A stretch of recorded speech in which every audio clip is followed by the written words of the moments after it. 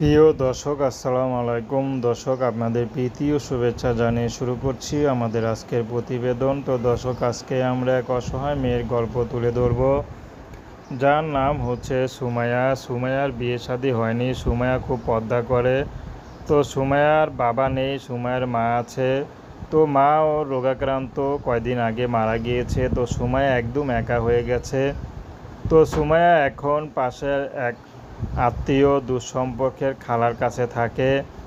তো খালার কাছে থাকলো কি, খালার বসিয়ে বসিয়ে খাওয়াবে? সুমাইয়া সেলাই মেশিনের কাজ করে যা ইনকাম করে তা খালাকে খরচের জন্য দেয়, আর নিজে হয়তো কিছু রাখে।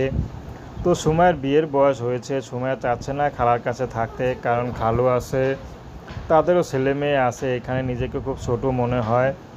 তো সুমাইয়া চাচ্ছে বর্তমানে বিয়ে শাদী করতে। যদি ভালো একজন মানুষ পায় তাহলে অবশ্যই তাকে বিয়ে করবে।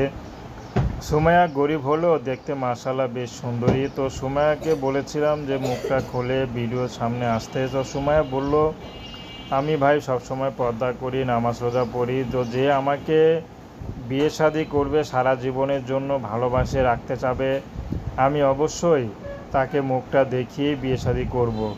যদি তার ভালো লাগে বিয়ে করবে, না ভালো লাগলে দরকার নেই। তো দর্শক, এ ছিল সুমাইয়ার জীবনের সংক্ষিপ্ত জীবন কাহিনী। প্রেম ভালোবাসা, সাহায্য সহযোগিতা, বিয়ে শাদী করা একান্ত আপনাদের ব্যক্তিগত ব্যাপার। আসুন আমরা দেশের সেবা করি।